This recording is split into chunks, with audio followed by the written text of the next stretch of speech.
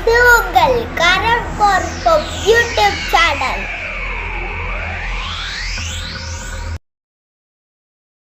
இன்னைக்கு சர்வதேச மாற்றுத்திறனாளிகள் தினம். இந்த தினத்தை சிறப்பிக்கிற வகையில நம்ம கூட இணைறாங்க தஞ்சாவூர் அரசு பார்வை திறன் குறைபாடுடையோருக்கான மேல்நிலை பள்ளியின் தலைமை ஆசிரியர் சோஃபியா மாலதி அவர்கள் தான். இன்னைக்கு நம்ம அவங்க கூட தான் பேசி நிறைய தகவல்களை தெரிஞ்சுக்க போறோம். ஒரு பன்முகை திறமைக்கு சொந்தக்காரர் இவர். வணக்கம் சோஃபியா. வணக்கம் மேடம். நல்லா இருக்கீங்களா? நல்லா இருக்கேன். உங்க கூட பேசுறது தருணத்துல மன மகிழ்வா இருக்கு எனக்கு. கண்டிப்பா எனக்கும் ஒரு பள்ளி தலைமை ஆசிரியர் அப்படின்னா எவ்வளவு ஒரு சேலஞ்சிங்கான ஒரு ஜாப் அப்படின்றது எல்லாருக்கும் தெரியும். அதுவும் பார்வை திறன் குறைபாடு உடையோருக்கான அரசு பள்ளியோட தலைமை ஆசிரியர் நீங்க. உங்களுக்கு சவால்களுக்கு பஞ்சமே இருக்காது, சாதனைகளுக்கும் பஞ்சமே இருக்காதுன்னு சொல்லலாம். உங்களை பத்தி நேயர்களுக்கு ஒரு அறிமுகம். நன்றி மேடம். இன்றைக்கு சர்வதேச மாற்றுத்திறனாளிகள் தினத்தை ஒட்டி அனைத்து வகை மாற்றுத்திறனாளிகளுக்கும் எங்களுடைய மாற்றுத்திறனாளிகள் தின வாழ்த்துக்களை முதலில் தெரிவித்துக் கொள்கிறேன். என்னோட பெயரு சோஃபியா மாலதி. நான் பார்வையற்ற மாற்றுத்திறனாளி. தஞ்சாவூர் அரசு பார்வை திறன் குறையுடையருக்கான மேல்நிலை பள்ளியினுடைய தலைமை ஆசிரியரா செயல்பட்டு வந்துட்டு இருக்கேன். எங்களுக்கான சிக்கல்கள், சவால்கள் மற்றும் சாதனைகள் அப்படின்னா சிக்கல்கள் அதிகம், சவால்கள் அதிகம். பொதுவாகவே மாற்றுத்திறனாளிகள் ஒரு குறிப்பிட்ட காலத்துக்கெல்லாம் முன்னாடி மாற்றுத்திறனாளி குழந்தைகள் பிறந்தாலே பாவத்தினுடைய சின்னமா அவங்களை கருதுனாங்க. அதனால ஒதுக்கி வைக்கிறது, கோயில்ல கொண்டு போய் விட்டுடுறது, இந்த மாதிரி காலகட்டங்கள்லாம் தாண்டி பல சவால்களை தாண்டி இன்னைக்கு ஒவ்வொருத்தரும் ஒவ்வொரு பொசிஷன்ல இருக்கிறோம் அப்படின்றது பெரிய ஒரு சாதனையா நாங்க நினைக்கிறோம். நான் எப்பவுமே என்னுடைய குழந்தைகளுக்கு சொல்றது, என்னுடைய மாணவர்களுக்கு சொல்றது, அதாவது ஒவ்வொரு மாற்றுத்திறனாளியும் வீட்டுல இருந்து வெளியில வந்தாங்க, காலடி எடுத்து வெளியில வந்தாங்க அப்படின்னாலே அதுவே ஒரு பெரிய சாதனையா கருதணும் அப்படின்னு நான் சொல்லுவேன். சோ அந்த மாதிரி ஒவ்வொரு சவாலையும் தாண்டி தான் நம்ம இந்த இடத்துக்கு நம்ம வரோம்.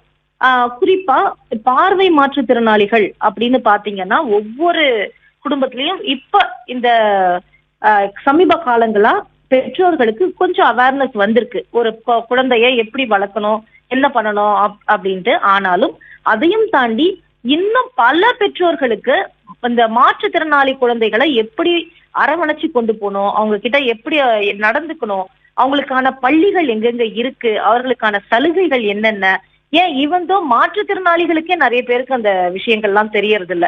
சோ நம்மளோட வேலை, அதாவது நம்ம எல்லாத்தையும் அவங்களுக்கு அந்த அவேர்னஸை கொண்டு போய் சேர்க்கறது தான் நம்மளுடைய முதல் கடமையா இருக்கு. அதை பொறுத்தவரையிலும் அதுல நானும் சில வகையில பண்ணிட்டு இருக்கேன் அப்படின்றதுல ரொம்பவே மகிழ்ச்சி அடைகிறேன்.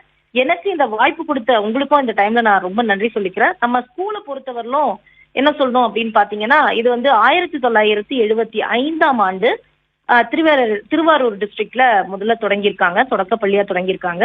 அடுத்தது 1986ஆம் வருடத்துல நடுநிலை பள்ளியா இடம் மாற்றம் செய்யப்பட்டு தஞ்சாவூருக்கு மேம்பாலம் பக்கத்துல கொண்டு இந்த பள்ளிய நியமிச்சிருக்காங்க. அப்ப ஒரு 50 பார்வையற்ற மாணவர்களும் அதுக்குரிய ஆசிரியர்களும் இருந்த காலகட்டம். படிப்படியா தரம் உயர்த்தப்பட்டு இன்னைக்கு அரசு பார்வையற்றோருக்கான மேல்நிலை பள்ளியா இந்த பள்ளி விளங்கிட்டு இருக்கு. இத ரொம்ப மகிழ்ச்சியோட நான் தெரிவிச்சுக்கிறேன்.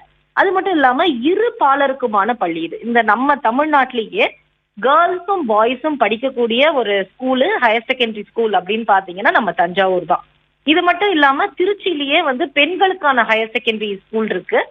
பூந்தமல்லியில பாய்ஸுக்கான ஹையர் செகண்டரி ஸ்கூல் இருக்கு. மொத்தம் தமிழ்நாட்டுல அரசு பள்ளிகள்ல 3 மேல்நிலை பள்ளிகளும் இதர பள்ளிகள் நடுநிலை பள்ளிகளாகவும் துவக்க பள்ளிகளாகவும் இருக்கிறாங்க. அதாவது 1 to 5th, அடுத்தது 1 to 8 இந்த மாதிரி ஸ்கூல்ஸ். மொத்தம் 10 பள்ளிகள் நமக்கு பார்வையற்றோருக்கு இருக்கு. தமிழ்நாடு முழுக்க எங்க ஸ்கூல்ல பிள்ளைகள் படிக்கிறாங்க. 1ஆம் வகுப்பு முதல் 12ஆம் வகுப்பு வரைக்கும் படிக்கிறாங்க. இந்த வருஷம் மட்டும் பாத்தீங்கன்னா எங்க கிட்ட 140 மாணவ மாணவிகள் இருக்காங்க, விடுதியில தங்கி படிச்சுட்டு இருக்காங்க. நம்ம ஸ்கூலை பத்தி சொல்லணும் அப்படின்னா, இந்த கவர்மெண்ட்ல இருந்து, அதாவது அரசு பள்ளின்றதுனால கவர்மெண்ட்ல இருந்து கொடுக்கக்கூடிய ஒவ்வொரு விஷயமும் அவங்கள ரீச் பண்றது. அது மட்டும் இல்லாம அவங்களுக்கு எந்த விதமான கட்டணமும் இல்லாம அரசு இந்த பள்ளிகளை நடத்திட்டு வராங்க. சீருடையா இருக்கட்டும், உணவா இருக்கட்டும், உதவி தொகைகளா இருக்கட்டும், அவங்களுக்கான உபகரணங்களா இருக்கட்டும், இந்த மாதிரி எல்லா விஷயங்களும் இந்த குழந்தைங்களுக்கு ஈஸியா ரீச் பண்ணுது. எல்லா இந்த குழந்தைங்களுக்கு கற்பிக்கணும் அப்படின்னா அதுக்கான பட்டய படிப்பு முடித்த ஆசிரியர்கள், அதாவது பார்வை திறன் குறையுடைய குழந்தைகளுக்கு கற்பித்தல் பயிற்சி முடித்திருக்கக்கூடிய ஆசிரியர்கள் தான் இவங்களுக்கு வந்து கற்பிக்க முடியும். ஏன் அப்படின்னு கேட்டீங்கன்னா, ஒவ்வொரு மாற்றுத்திறனாளிக்கும் ஒவ்வொரு விதமான மன நிலைமை இருக்கும். சைக்காலஜிக்கல் இஷ்யூஸ் இருக்கலாம், சைக்காலஜிக்கல் ப்ராப்ளம்ஸ் இருக்கலாம். அவங்கள அணுகக்கூடிய அந்த திறன், இப்போ ஈவந்தோ நான் வந்து ஒரு பார்வை மாற்றுத்திறனாளியா இருந்தாலும் கூட, எனக்கு பிரெயில் தெரிஞ்சாலும் கூட, நான் வந்து அந்த பட்டய படிப்பை முடிச்சுட்டு தான் இந்த ஸ்கூலுக்குள்ள வர முடியும். ஏன்னா அந்த மாணவர்களுக்கான அந்த மாணவர்களை புரிதலுக்கான அந்த வழிவகுக்கிறது இந்த பட்டய பயிற்சி அப்படின்ட்டு. சோ இந்த சிறப்பு ஆசிரியர்கள் அப்படின்னு சொல்லுவாங்க. எங்க ஸ்கூலுங்க வந்து சிறப்பு பள்ளி அப்படின்னு சொல்லுவாங்க. இந்த மாதிரி நம்ம ஸ்கூல்ல போயிட்டு இருக்கு. மற்றபடி நம்ம குழந்தைகளை எப்படி கொண்டு வந்து இங்க சேர்க்கிறோம், நான் ஏற்கனவே முன்னாடி சொன்னேன், பெற்றோர்களுக்கு மேக்சிமம் அவேர்னஸ் இல்ல அப்படின்னு நான் சொல்லியிருந்தேன். இன்னமும் பல பெற்றோருக்கு சிறப்பு பள்ளிகள் குறித்த ஒரு விழிப்புணர்வு இல்ல அப்படின்னு சொல்லலாம். அந்த விழிப்புணர்வை சமீப காலங்களா நாங்க கொஞ்சம் ஏற்படுத்தி வந்துட்டு இருக்கோம். இது மாதிரி பொது தளங்கள்ல பேசுறதா இருக்கட்டும், அப்புறமா அந்த பேம்ப்ளெட்ஸ் கொடுக்கறதா இருக்கட்டும், நோட்டீஸ் கொடுக்கறதா இருக்கட்டும், இந்த மாதிரி விஷயங்கள்ல குறிப்பா ஒவ்வொரு மாற்றுத்திறனாளிக்கும் ஒரு சிறப்பு பள்ளி, அவங்களுக்கான சிறப்பு பள்ளிகள்ல 1ஆம் வகுப்பு முதல் 8ஆம் வகுப்பு வரை படிக்கணும் அப்படின்றது என்னுடைய கருத்து. ஏன் அப்படின்னு கேட்டீங்கன்னா, அவங்களுக்கான ஒவ்வொரு மாற்றுத்திறனாளிக்குமான, இப்போ வாய் பேச முடியாதவர்கள், காது கேளாதவர்கள்னா அவங்களுக்கு சைன் லாங்குவேஜ். இதே பார்வையற்றவர்களுக்குன்னா அவங்களுக்கு பிரெய்லி மெத்தட். இப்ப பார்வையற்ற குழந்தை ஒரு ஸ்கூலுக்கு வருதுன்னா அது வந்து ஒரு களிமண் போலதான் வரும். அந்த குழந்தைக்கு வீட்டுல அம்மா அப்பா ரொம்ப செல்லம் கொடுப்பாங்க, ஓவர் ப்ரொடெக்ஷனா இருப்பாங்க. குழந்தை விழுந்துருமோ, குழந்தை மத்த குழந்தை மாதிரி இல்லையே, என் குழந்தை என்கிட்டயே இருக்கட்டும், இடுப்புலயே வச்சிருக்கிறவங்க இருக்காங்க, மடியிலேயே வச்சிருக்கிறவங்க இருக்கிறாங்க. சோ இந்த மாதிரியும் ஒரு சிலரை நம்ம பாக்குறோம்.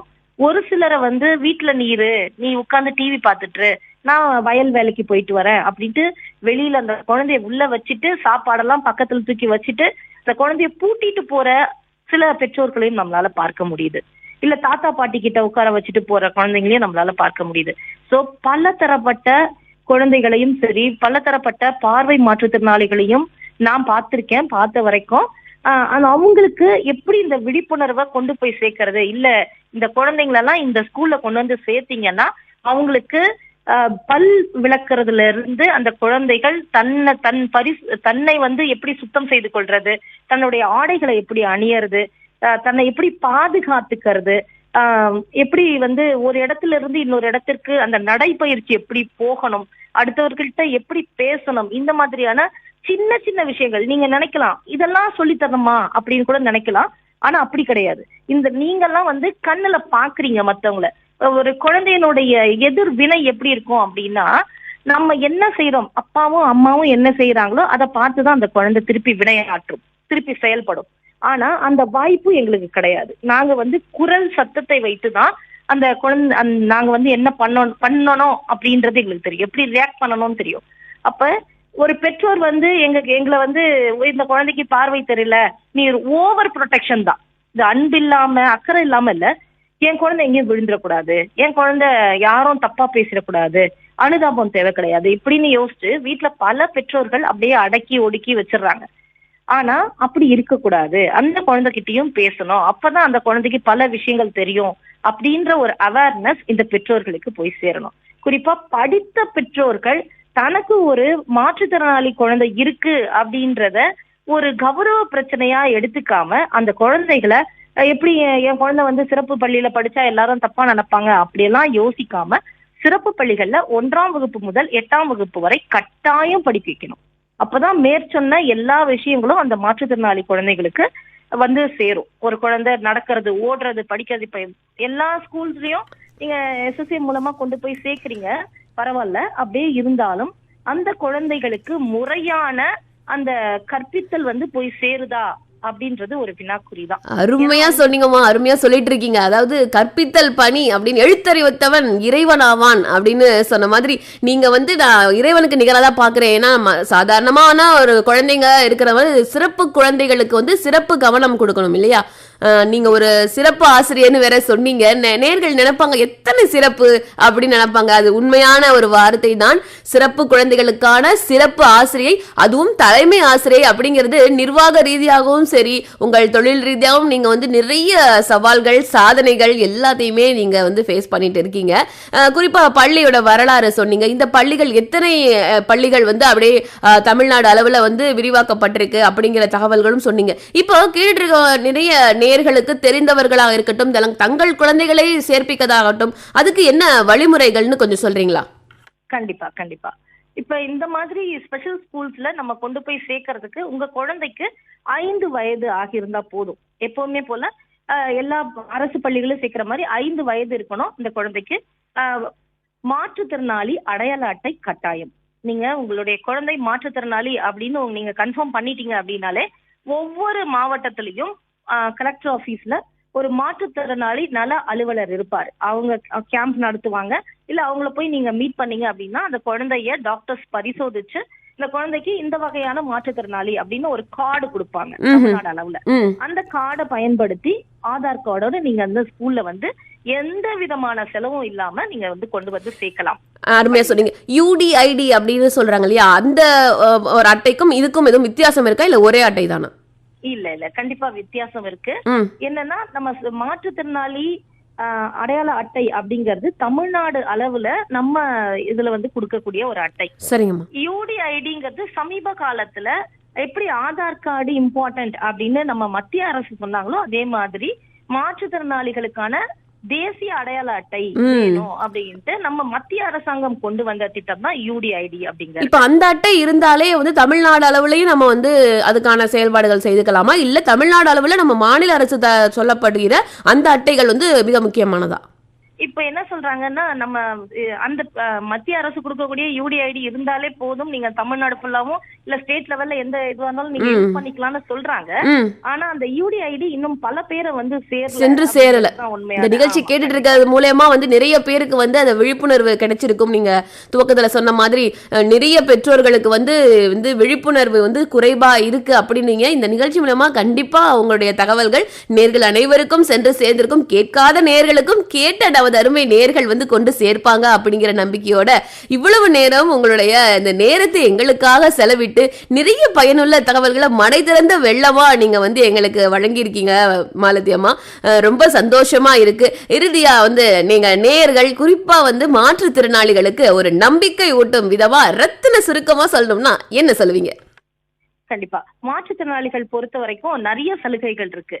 கல்வி உதவித்தொகை இருக்கு, திருமண உதவித்தொகை இருக்கு, ரீடர்ஸ் அலவன்ஸ்னு பார்வை மாற்றுத்திறனாளிகள் இருக்கு, கடன் உதவி இருக்கு, அந்த மாதிரி பல விஷயங்கள் இருக்கு. இது எல்லாத்துக்குமே நீங்க வந்து மாவட்ட மாற்றுத்திறனாளி நல அலுவலரை தொடர்பு கொண்டு நீங்க வாங்கிக்கலாம். அதே மாதிரி நிறைய பேருக்கு UDID வரலன்னு சொல்றாங்க. அவங்களும் வந்து அதே ஆபீஸ்ல போயிட்டு அதுக்காக இருக்கக்கூடிய ஆபீசர்ஸை நீங்க பார்த்து வாங்கிக்கலாம்.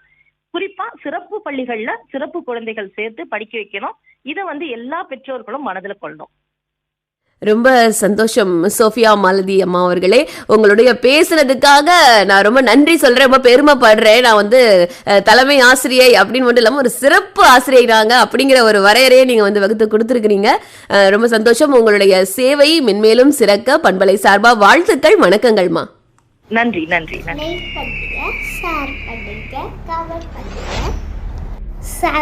சப்ஸ்கிரைப் பண்ணுங்க, சப்போர்ட் பண்ணுங்க.